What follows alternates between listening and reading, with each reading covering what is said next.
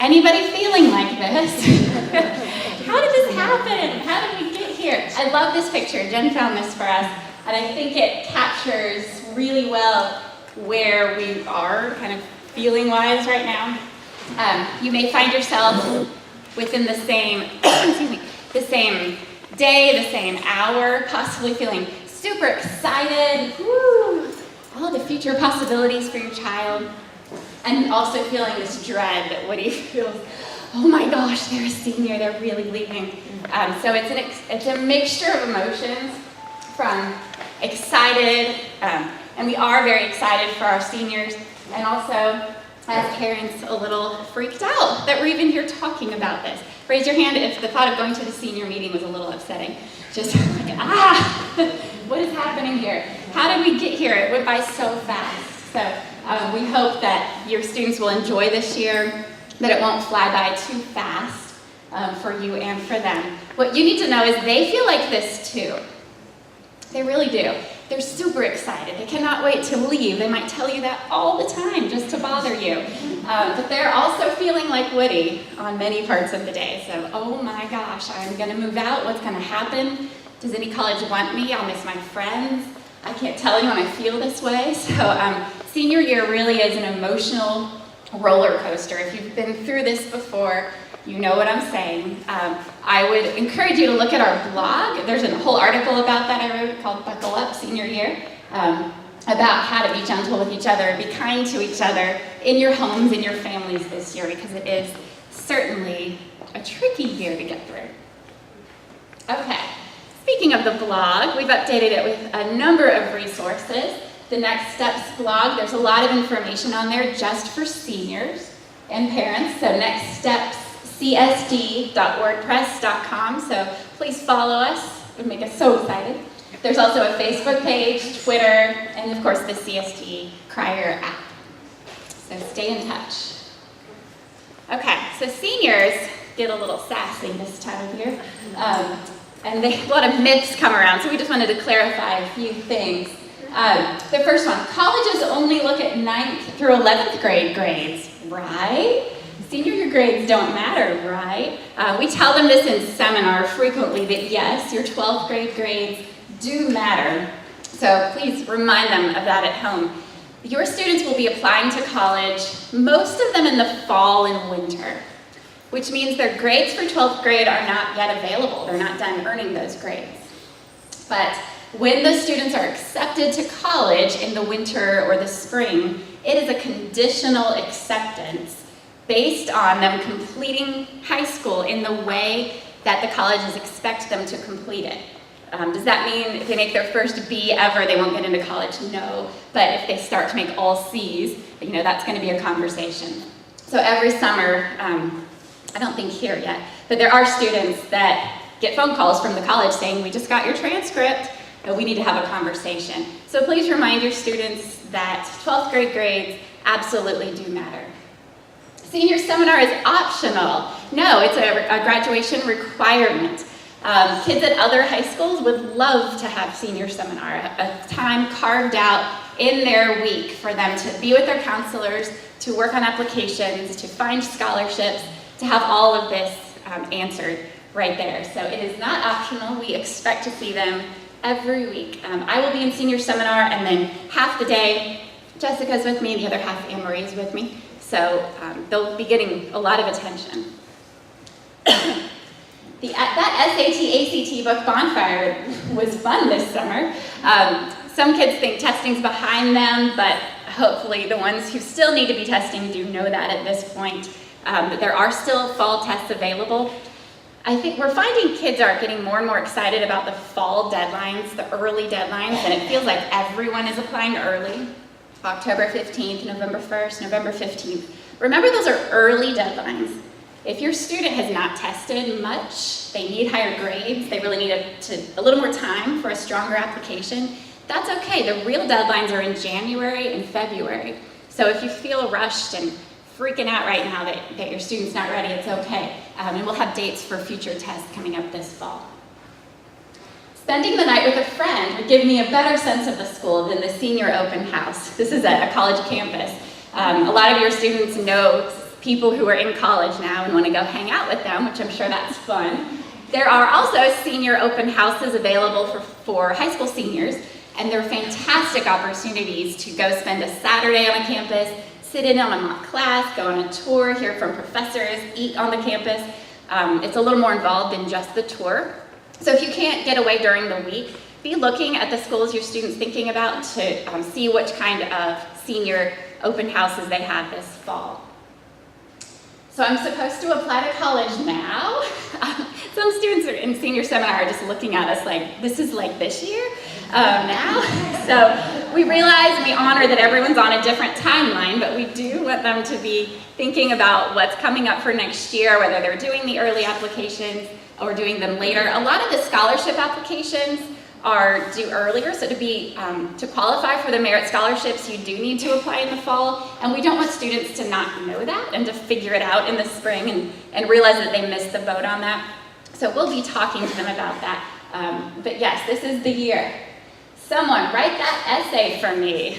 A lot of stress around the essay this time of year, and a lot of well-meaning parents jump in and try to help a little too much. I caution you against that. This essay needs to be your students' work. If it sounds like an adult wrote it, the colleges can pick up on that. So make sure this is a good representation of your students' own work. And that goes for every part of their application. They need to do this. You don't need to go in and fill it all out for them. I know it's tempting, they're stressed, they're busy, they're running here and there, that you think this is something you can do, but just part of the process, I think, is the students knowing that you know that they've got this and that you believe in them, so don't take that away from them. Optional means I don't have to do it, right? A lot of the college application pieces are optional, so we encourage students to go ahead and fill those out. Those are opportunities for the colleges to learn more about your students, so we'll remind them of that. Wait, I need to request what in Naviance? We're going to talk a lot about Naviance, and that's how you will request transcripts and teacher recommendations. What are those two things again? Transcripts and teacher recommendations. That's a really big part of Naviance, so we'll go through that. We can worry about the price tag later. I'm sure price and cost is a conversation happening in your home this year. I have found that it's better for students to have a realistic understanding of the cost of college and the limits of how far you'll go in that cost before they end up getting into that $75,000 a year college. And then you tell them that's just not going to happen. So have those conversations this year. The net price calculators are really good resources to get more information. So do we need our laptops today? That's just, seniors say that all the way to May in senior seminar. And yes, they need their laptops every week. They crack me up. Okay, this SAT dates. These are the fall dates for SAT and ACT with the deadlines coming up, so you can take a look at that. We will also have this PowerPoint posted on the blog and some other places pretty soon, so you can get that or take a picture. But these are the deadlines if you think your student needs to be taking this again. It's very small. Sending scores, the main point of this slide is that the school cannot send scores for you. This is the student's responsibility. This is part of the supporting documentation that colleges require for applications. You just go to your SAT or ACT account, find the scores, click on them, say send my scores, load in the colleges, get out your credit card, of course, and you pay for sending those scores to colleges. Some students are confused about which ones to send, so you can ask us if you need some detailed guidance around that. It takes 10 days to 2 weeks to send these scores out, so please don't wait till the day before the deadline. They won't get there. AP scores do not need to be sent out officially just yet. That can be next summer. And then subject test scores is an individual case-by-case basis. Okay, that's the fun stuff. Yes? Don't they do a certain amount free, or did that change? They send... When you take the test itself, you can send scores to a couple colleges for free on that test day. But we typically advise against that unless a student is taking that October date as that kind of last chance. Let me just see, I feel good about my scores, but let me just see if I can get a little bit higher of a score. And then on the October date, you definitely want to have your score sent directly to the school so that way they'll make it there in time for any of those early deadlines. But that's really the only time that we would advise students to do that. Otherwise, they won't have a chance to really review their scores. Just another note on test scores as well. If your student only took the ACT here at school back in March or the end of February, they're going to need their ACT ID number in order to get into that account. We get a lot of 11th hour emails. What's my ACT ID number? You guys have that on a paper copy that you received at your homes with your ACT scores. We have a copy of that too, but it's a paper copy that's in our offices. So that might be a good idea to have that conversation with your student over the next week or so. Hey, are you thinking about sending your ACT score? If so, let's go ahead and get that account created and request that number if you guys can't find it at home. So that way your student isn't frustrated emailing us at 10 o'clock and we're like, we don't know your number by heart. We're happy to retrieve it for them, but we just can't do it when we're not here in our offices. So that's something to kind of be aware of ahead of time. Jessica, can I ask a question about AP scores?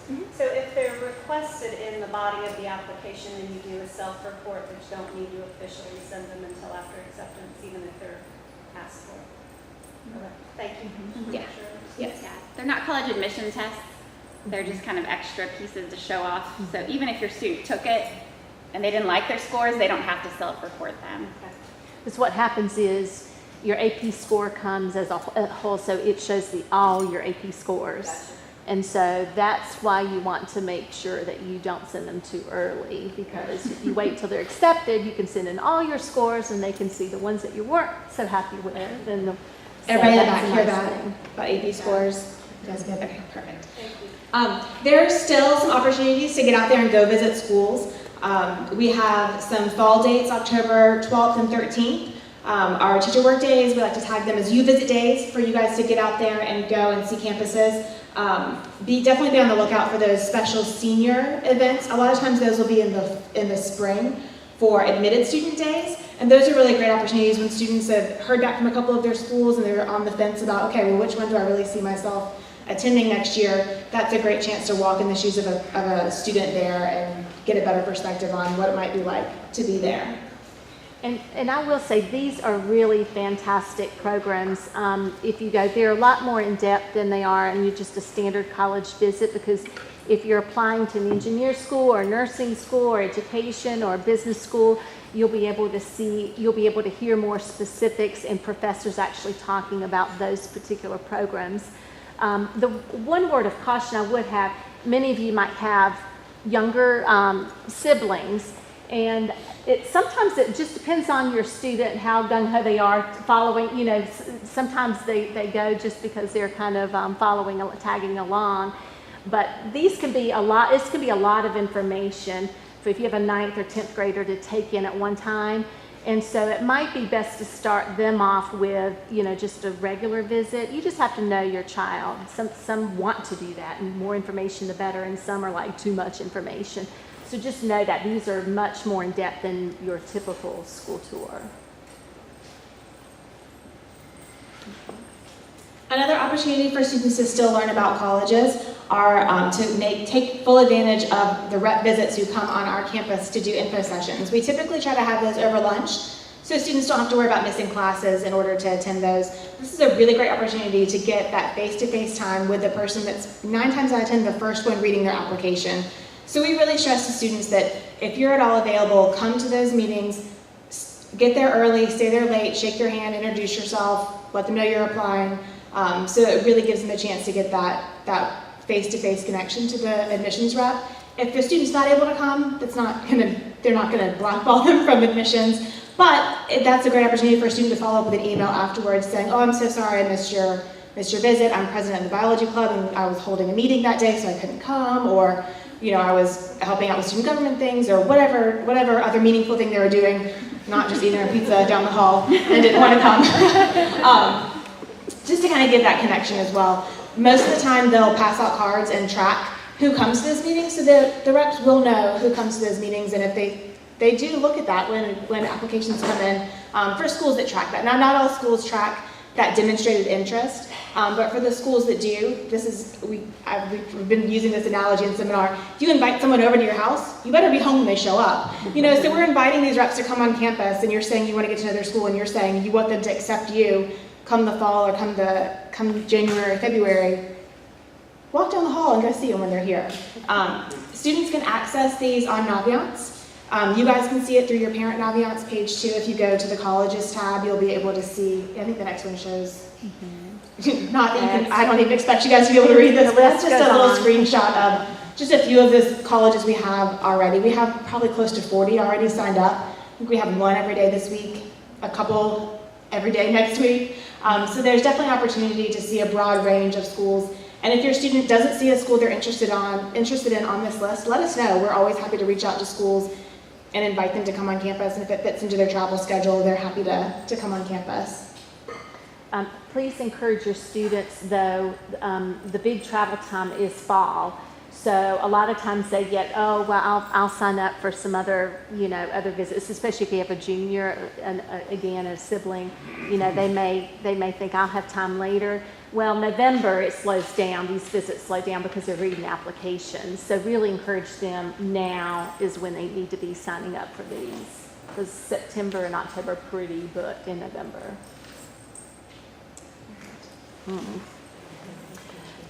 You're up, Ron Burgundy. So I know.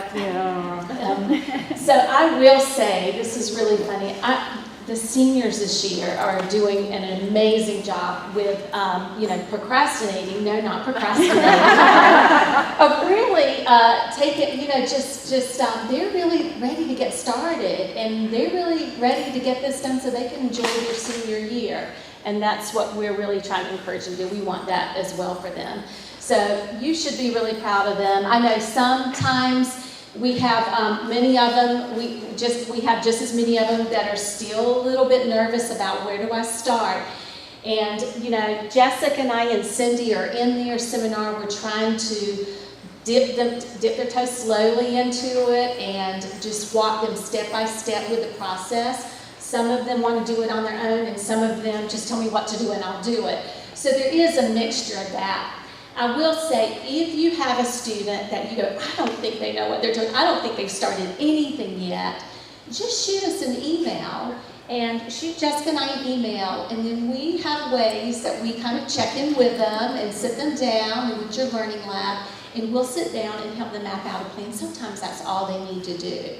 We won't sell you out, we promise. Yes, that's right. So please use us to, if you feel like that, they don't want me to have anything to do with this, so, but can you just check in with them to see how things are going? We'll be happy to do that. And just know on Fridays we do as well, so. Just a few notes about, you're going to hear a lot of, I was just going to jump please. in. For those of you who are feeling incredibly insecure, Zoe submitted all of her applications and never let me take one look at any of them. But it was okay because they had her. So you can always do better than me. Maybe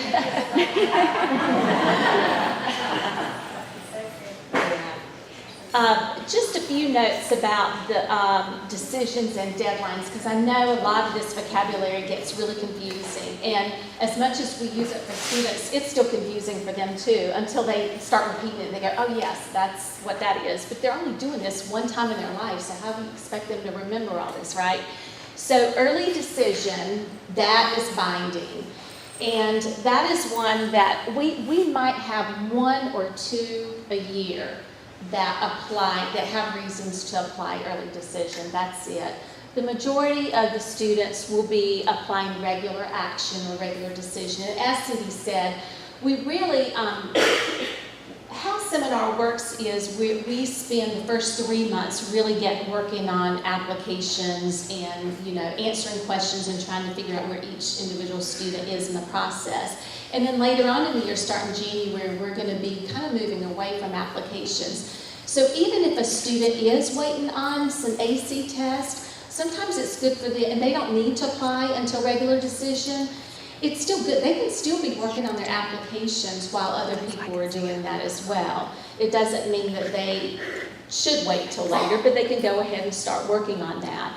Early action is the non-binding. So again, that's the one where, scholarships, you have priority deadlines. Most of the time it's like November and December. You need to apply by those times if you want to be considered for scholarship. That's why I think our students are in a hurry to apply by that early action deadline, and they do so. Rolling is, some students, you have Western Carolina or Wingate. Some schools that the sooner you apply, 2 weeks you can apply right now. And 2 weeks later you might hear, if you've got all your test scores in, if you have your recommendations in, you might hear in 2 or 3 weeks from them. And sometimes I will say that's really appealing to some students. We really try to encourage students, if we're picking up some extra, I'll say extra because every one of them should have a little stress going on right now, but if they have an unusual amount of stress. So sometimes it's good to apply to one of those schools that they know they're going to hear back from pretty quickly, because then it's like, oh, I'm just going to go to college, and then everything's going to be fine after that. So, so let me know if you have, if you do have a student who's, thinking about that, and we can give them some suggestions of some schools to do that. College application month.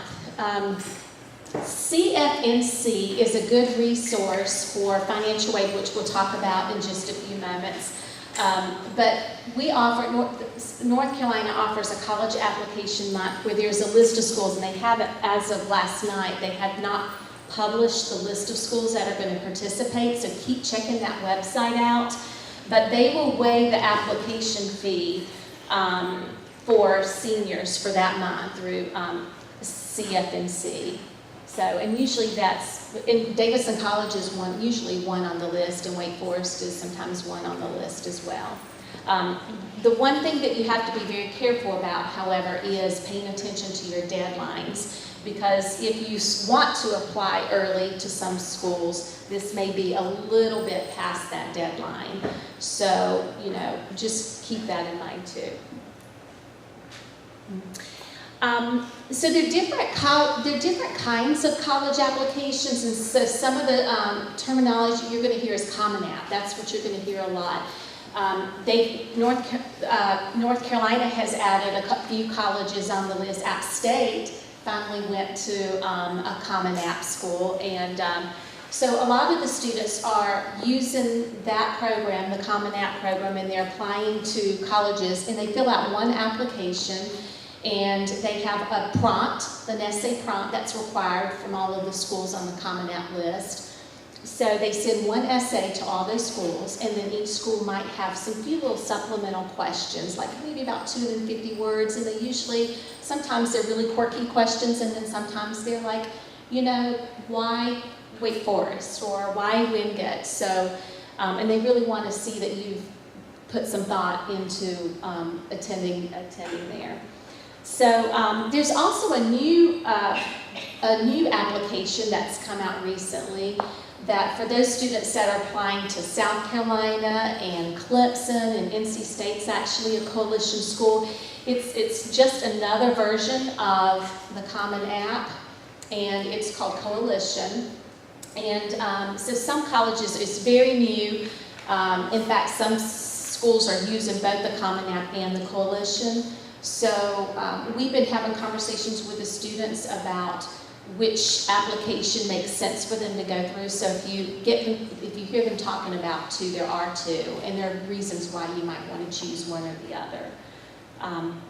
CFNC, like App State used to use CFNC, so you can, with all the North Carolina schools, you can log into CFNC and send a common application to the North Carolina, some of the North Carolina schools, not all of them, but some of them as well. So sometimes if you go, the best way to do it is go onto the college website, and when you hit apply, it will show you which choices that you should be considering. So you don't have to know this. If you go directly to the college website, it will take you to the application that you need to, and sometimes it'll give you a choice. I will say we are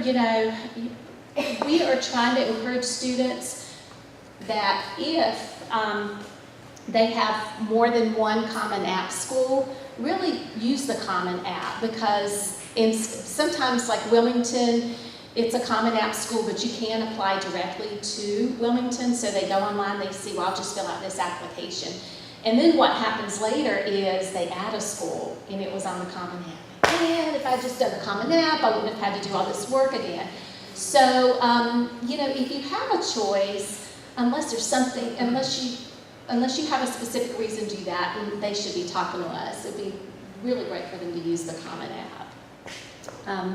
So the fees, we tell students really pay attention to your deadlines and help mom and dad out, because those fees can add up. Some of them are, go all the way up to $80 or $90 for an application. So we do not see many students that are applying to 15 schools. We just don't. Occasionally we do, but we don't. Our students have been pretty good about doing their homework and doing a lot more research, so it gets to be really expensive. With that said, if you think that your family would qualify for a fee waiver, please see me or Jessica, and we can do that. If you receive a fee waiver for the ACT or the SAT, you automatically qualify for 4 free college applications waivers. So please come see us so we can take care of that for you. Now, if you're using Common App and they accept fee waivers, it will ask you, are you using a fee waiver? And then you click yes, and then it will make Jessica and I, we have a way of going in and confirming, yes, they do qualify for a fee waiver. And so that makes these applications accessible to all of our families. So supporting documents, test scores.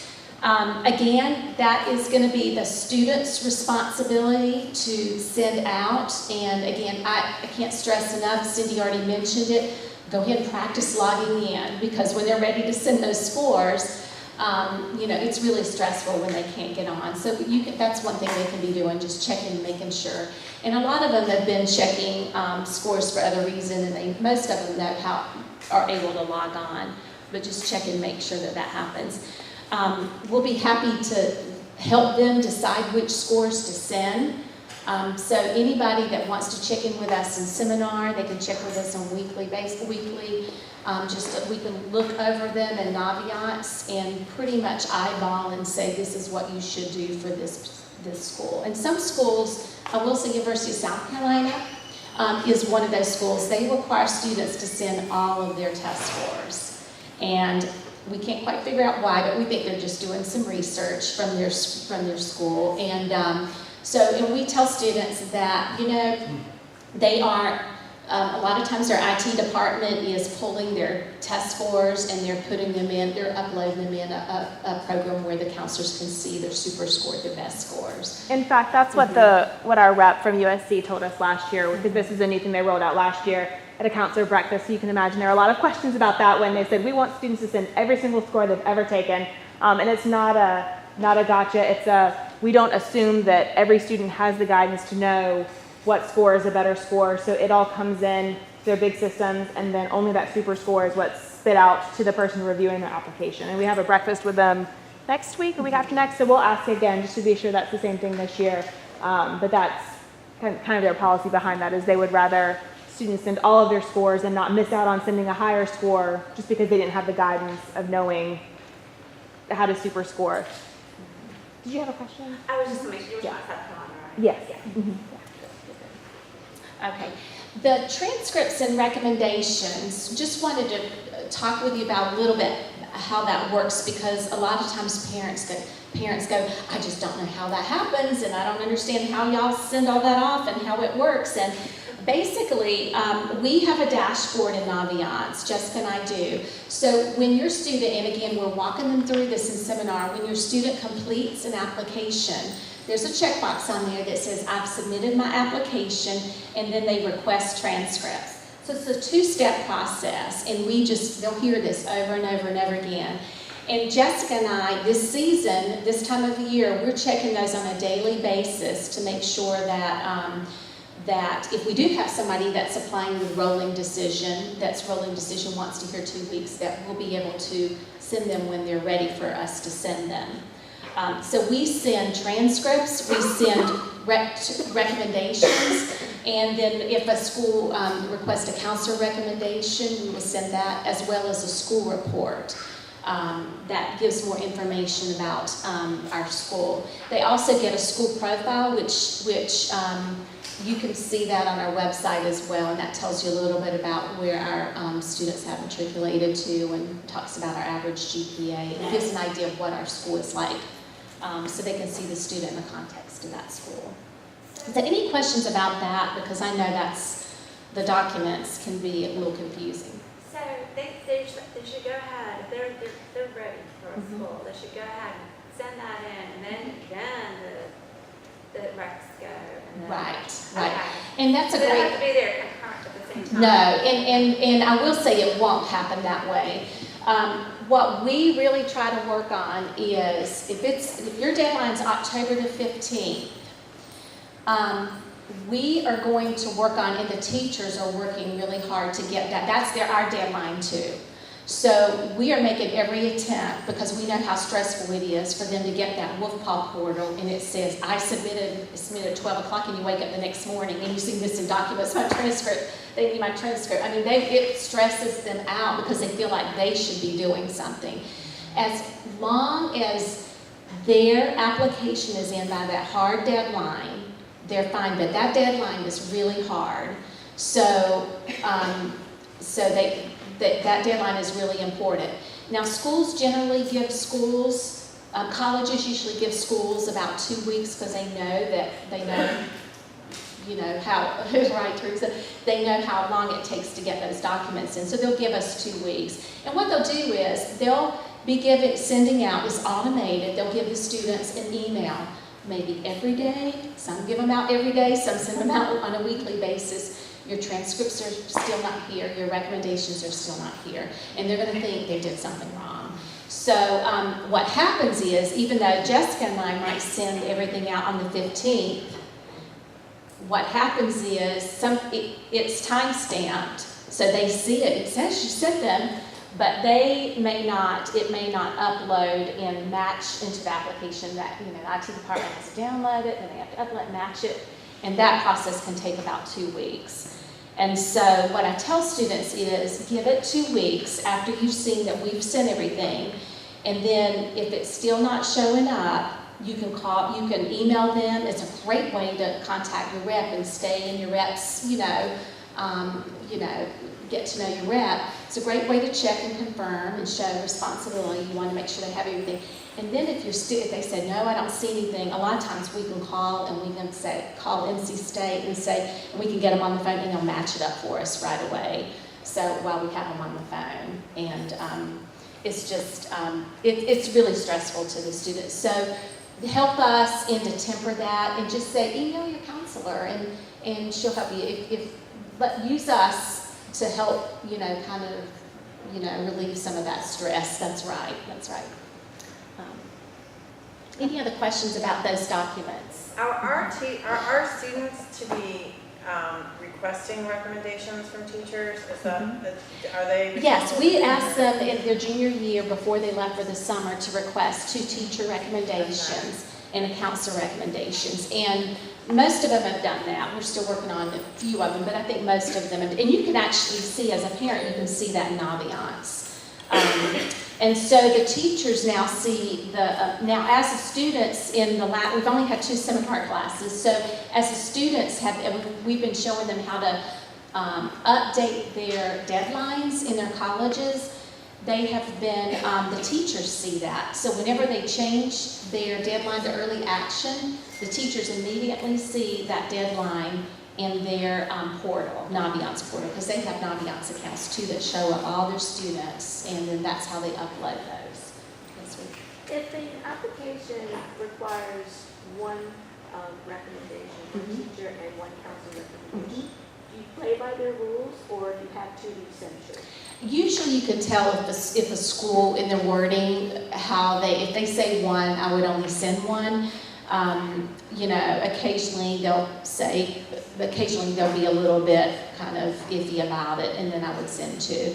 I would say if you have a situation like that and you're not sure, see one of us, because we know the schools, and know when they get irritated about that. And I will say that we're told all the time when we meet with them, when we meet with admissions reps, if we say two, and we don't say anything more, please don't send any more than that, because we've been told by some, if you send 10, we're going to read everything that you send, and sometimes that's not a good thing, because inevitably you'll get 2 great ones, and then some that are not as good, and so they have to, weigh all that out, so it's not always advantageous to do that. And we'll talk with students if they have one of their schools on their list that says we only want 1, but all the other ones want 2.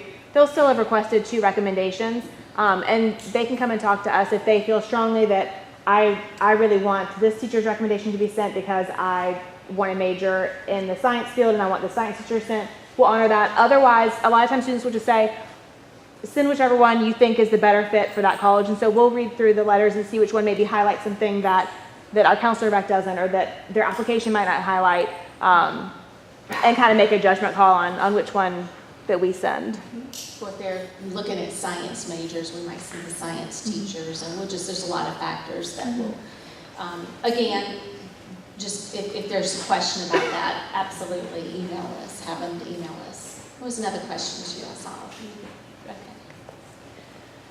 So we've kind of talked a little bit about this already. So again, this is how you guys are going to see them use Naviance. They're going to request transcripts, teacher recommendations, and they're going to see a dashboard, and they're going to be able to track the status. So they can see when the teachers have completed their recommendations and uploaded them, and then they can see when we've sent everything. So the teachers will upload them, and then we will, Jessica and I will actually send them where they need to be. So, and then at the very end of the year, which is going to go in and out of our ears, I'm sure, so you'll be hearing this from a lot of us, we'll be really staying on top of them to, make sure they put in Naviance their final decision, because that's where we send the final transcripts. So we'll be doing that in seminar too, talking a lot about that. You'll see emails coming from us as well. So these are just an idea. This is something that you as parents can see as well in Naviance. If you go under colleges and then you click on maps, so you can kind of see where our students have been accepted. So we've even had somebody this past year that applied to Hawaii, and don't know why she didn't go, but I guess she had a better offer, I can imagine, but she did. And then, so you can see, and the list scrolls down, it's kind of really good. We want to encourage our students to branch out, and sometimes it's like they only apply to what they know, and so it's really good for student exposes to students that there's so many schools out there. There's just not one or two schools, perfect schools out there. Many, many schools. And so these are the ones where our students are attending. So we do have some students who are branching out and going to different places as well. And when you hover over that, you can kind of see where, when you get on the line, you can see what those flags are. And these you can also see our 20 most popular colleges for our students, and again, they're pretty much in the Southeast. So some of you had questions about Naviance and wanted to extend this offer to maybe if you'd like to come on Thursday, September the 14th. We're going to meet upstairs in 8:30, and we're going to if we're going to try to have some Chromebooks there for you to play with on Naviance, and if we don't get that working, what we'll do is we'll just demonstrate and show you so you can kind of take notes and screenshots. So again, it'll be a way where you can come and see how the program works, and just ask questions about as you're working through this process with your students. Just bring questions that you have, and our whole team will be there to answer questions at that time. Oh, yes. Can I ask you another analogous question before we move on. Sure. Naviance does not interface with the coalition app. It doesn't at this time. Okay, that's Yeah, okay. they're talking about it, but not at this time. Yeah. So now comes the stressful part for parents, right? When we start talking about how much college is going to cost. If any of you have had students already go to college, you already know about the changes in the FAFSA if it's been a while since you've done the whole college talk. You won't know this is different probably. But starting October 1st, you can go ahead and fill out the FAFSA, which is the Federal Application for Free Student Aid. It uses your taxes from the prior year, so that way it's not this rush like it used to be in the past to get to your tax person and have them done right away after the first of the year and be hounding your employer to send me my stuff, send me my stuff. So now you're using prior year, so that way everything is already there and it's a much easier process to go ahead and go through and start that process. This is how schools will determine what that estimated family contribution is, or that EFC, and that's going to come into play for any kind of need-based aid. Some schools will also have you fill out what's called the CSS profile. A lot of the private schools in Chapel Hill have parents do the FAFSA and the CSS profile. I would start with the FAFSA. It's like a good warm-up, a good stretch for the CSS profile. It's a little bit more invasive, so that gets you warmed up for that one. We're going to actually be partnering up with some of the other area chartered independent schools to, yeah, you want to just skip ahead of that one real fast? Yeah. Okay. Over on Davidson College's campus, we've been hosting this on our campus the past couple years, and last year we did it over at Davidson as a joint effort between our coalition of college counselors in the area. We're going to do that again this year. It's going to be Tuesday, September 19th at 6:30 at Davidson College, and it's a great workshop that just kind of really walks parents through what the FAFSA is, why you apply for it, what financial aid is, what it isn't, busts some good myths about financial aid and about how, you know, school A may look on paper like it's the more expensive option, but it might not be as expensive as school B once you play out all the different factors. So we definitely recommend this as a great workshop to attend. And we'll be sending out the exact location. It was in Baker last year, and we realized it was too small.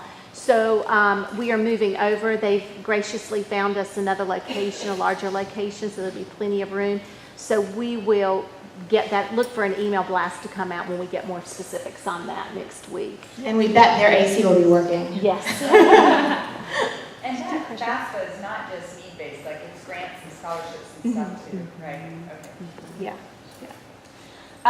So kind of taking a step back, I wanted to put that reminder up there. Another source of income for your students are going to be scholarships, and those are going to be merit-based scholarships. So earlier when Anne-Marie was talking about deadlines, that was one of the reasons why students might apply earlier rather than later.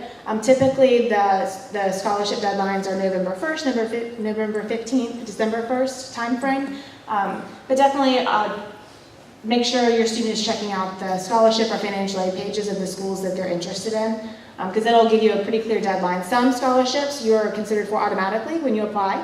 Those are nice ones because you don't have to do anything extra. Others, there's an additional application that they fill out. So perhaps the school doesn't require a teacher recommendation for admission, but they do require that for the scholarship. So that's something the student wants to be aware of, so that way they know to ask that ahead of time of the teacher and not hit them with that at the last minute. Other schools will also invite students to apply for scholarships, so they use that initial admissions application to kind of weed through all the applicants and say, okay, these are the ones we want to invite to apply for this. So that's another reason to really be checking email, especially the email that you put down whenever you apply to a school. Really get your students in the habits of checking those emails. I know they get a lot, especially if they signed up for some of the free services when they took the SAT or the ACT. But really not to just dismiss any college email that comes through, especially once they start applying, because they can miss some really great opportunities. The school itself is probably going to be your biggest pot of money that a student might get, but there's also a lot of other ways to piecemeal together money that can really help put a dent in that overall cost.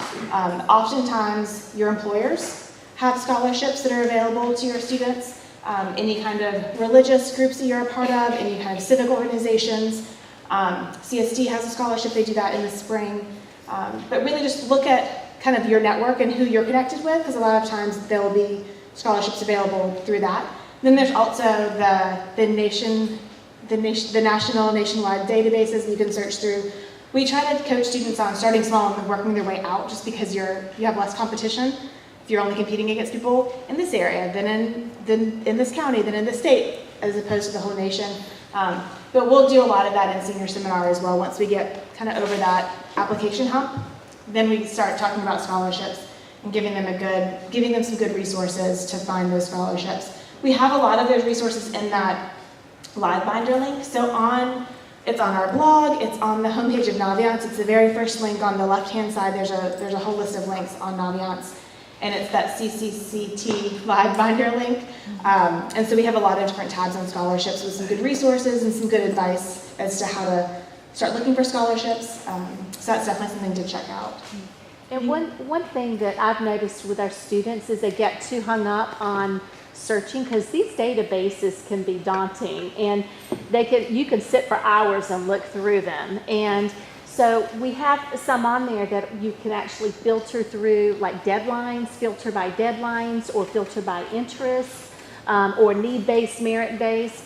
And so I tell students that, get 10 scholarships, do a Google sheet, get 10, cut and paste from the link from there, put it in Google, and then stop looking. Just apply to them, because they get caught up and then they never apply to them. So, and if we can just kind of give them a number, whatever number that may be, and then just shut it off and let's apply to those 10, and then we'll look again. And it just keeps it from getting so overwhelming to them. So, and I tell them, a Sunday afternoon, it's going to take 2 hours spending a Sunday afternoon on scholarships, going through that and completing it.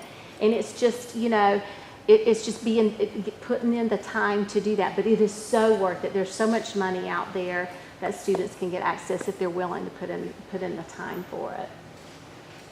Do you guys remember what our number was from last year? Yes, it was about 4 million. About 4 million overall scholarships for last year's class. Last year. That they reported. So that's only what they reported. And I don't even think that was the whole That class was like reported. 36% of the students that reported. Yeah. In January, we'll be hosting a parent book talk, and we wanted to tell you about this now so you can start reading it. This is called Where You Go Is Not Who You'll Be. Did you hear that? Where You Go Is Not Who You'll Be by Frank Bruni. It's in its second edition. We did this book talk about 2 years ago, and it went really well, so we're bringing back the same book in the updated version. I love this book. It's short, it's easy to read. This was required reading this year for all of the incoming students for the North Carolina School of Science and Math and their parents. So it's just a great book. So pick it up, order it online, and we'll get in touch with you with some reminders, but we'll meet in January to talk about that book. Final decision. So at the end of all of this, your kids are going to one school, and that's it. So watch for accepted students days. They're going to get into lots of schools. And then you've got that decision. How do you make this decision? A lot of colleges will host accepted students on their campus. They will treat them like royalty. It's lots of fun. So go and get the whole spiel. Wait to compare all financial offers. It's usually in March where you'll hear back from the schools about all the money. If you've been through this before, you know schools will start accepting students as early as December, so some have started already, and then they start bothering them with, hurry up and deposit with us so you'll get the best dorms. You don't want to miss out on our fabulous oceanfront views or whatever. And they try to entice the student to go ahead and deposit with them. And housing, they know, is probably the most important thing to these students because they're freaked out about sharing a room and having a small room. And so they're like, oh, I need to hurry up. And so some kids will want to commit to a college before they even hear back from all their other schools. Please encourage them to wait. Really, there's no reason to rush into that until you hear from everybody, know what all those offers are. Once you do decide, you have until May the 1st, that is the National Decision Day. So we have students wear all the t-shirts that day to school where they're going to go. May the 1st, notify other colleges you will not be attending. That helps them get started on their wait list, and you can make somebody's day. Notify recommenders of your final decision and say thank you. We really encourage students to tell the teachers what happened. A lot of times they just don't ever hear the rest of the story, so we encourage them to do that and write thank you notes to their teachers. After all of that, CSD will send the final transcript to colleges after they graduate, and yes, grades still matter. And then May 31st, it's a party. Sorry I said May this year. We'll see you there. There will be lots and lots of information between now and then about the graduation details, dinner reservations, when to be where, the rehearsal of the bus, all the fun logistics. We'll talk to kids about what shoes are appropriate and not appropriate. All of that. We'll talk about the speeches. It'll be fun this spring to get ready for the big celebration at the end. And then we're done. Woo!